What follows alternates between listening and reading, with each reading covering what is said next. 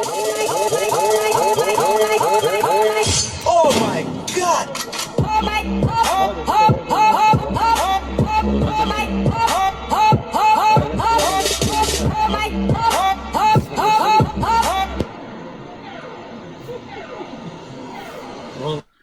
How are we doing? I know this is going to sound kind of strange, but I was kind of bored. So, hey, I've been watching the Survivor Series between WPA and FSB, and I decided to do a recap. And for those that don't know me, my name is Melvin P. Thurgood III. I usually perform on a show called From the Front Row with Johnathan T. Rokford, although we don't even know where he's at right now. Kind of weird. But tonight's extravaganza that went on between the idiots of WPA and the morons of FSB was quite a fiasco. Quite a competitive nature of sweat and fat and a lack of sandwiches being spread around. But let's get to how we got to the winner. So, our opening match featured Luscious Lucius versus the Laughing Man, and there was nothing laughing. Nobody was laughing at the end of this match since Luscious Lucius was able to pick up the win in a rare appearance. It's very rare that guy actually appears when he has a match scheduled. So, the fact he was actually there was kind of hilarious. But he was able to pick up the win and start the WPA off on the right track. That was until the second match when Supreme Knight was taking on the money getter Desmond Gotti. I wonder if he's related to the mob. Whatever. But he was able to pick up the first win for FSB. What the hell does that stand for anyway? FSB. Makes me want to go get a drink or something. Yeah. In our third match of the night, we had the Wraith taking on the ECV Pirate. I don't know what kind of... I hate to be somebody that had an ECV and that pirate come along and just take your stuff and search it for your booty or something. But the Wraith was able to dispatch the pirate and bury him like a treasure on a Cayman Island somewhere, or and then get it on and then got back on the Black Pearl and went off to get some winches. Now, the next match saw Emperor 2K Anomaly taking on KJH 27-8. I wonder if he's related to Casper. We'll have to find out. But we do know he is related to winning, as he was able to pick up the win over the Emperor 2K Anomaly. Now, the Emperor did, as usual, say the match was rigged. I don't see how he thought it was rigged. He got his ass whooped and then pinned. Sounds about right for him. Now, in our next match, we had Quinny Fist and Bobby Bishop taking on each other. And I wonder if that's one of the Bobbies.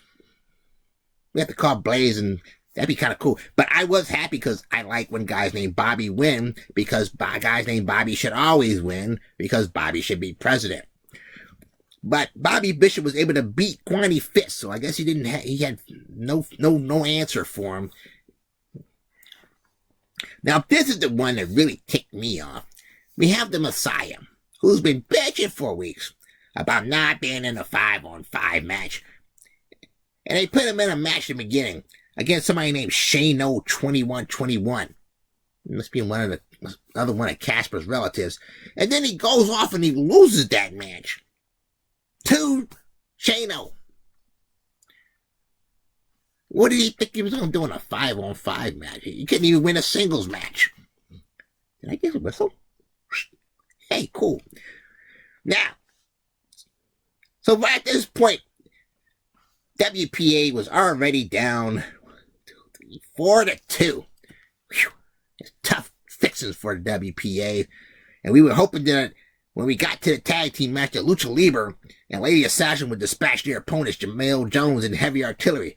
But Heavy Artillery was a little too much for Libre, as he pinned him and picked up the win for his team, advancing the lead of FSB a little bit more.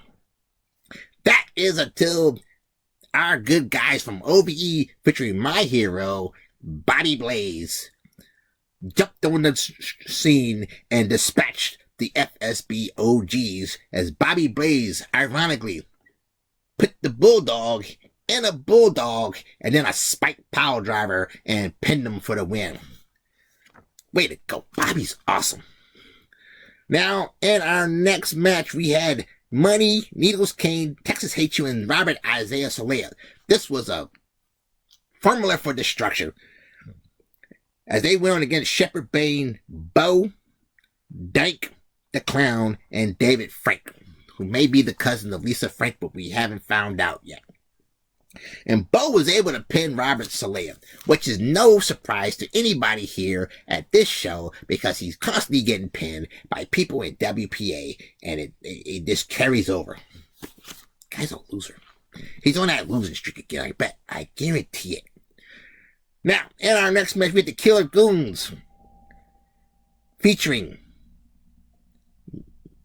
Ooh, who was in that thing? Well, we had Mel, Jay, and all those other guys from Killer Goons taking on Alpha the Beast, Havoc, Nightmare, and Killer Cross. I thought he got released. Well, one-time event. Okay, if you say so. Apparently he exists in another multiverse. But Casper was able to pick up the pin over Havoc, hitting a nice little move to a power driver. Hit a Hurricanrana on him, too, as well. I didn't know he could move that good.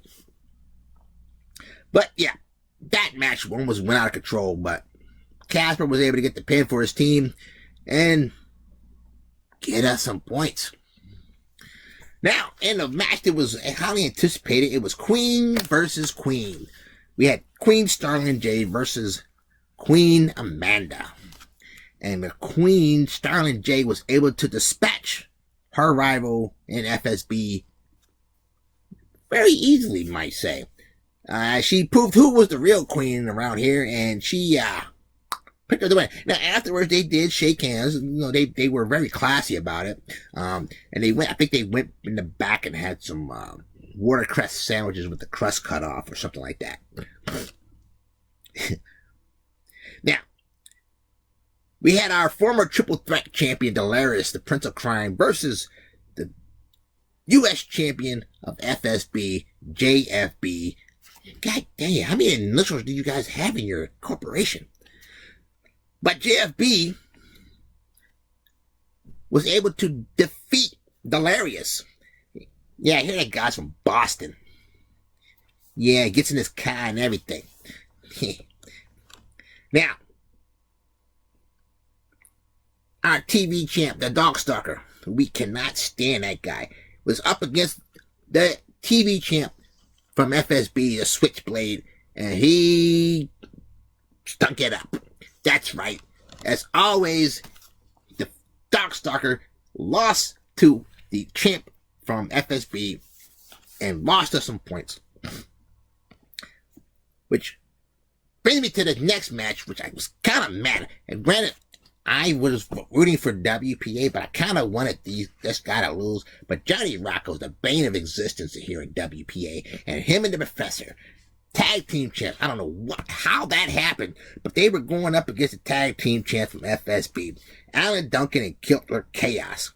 And Johnny Rocco, of all people, was able to pick up the pin on Killer Chaos and pick up the win for his team.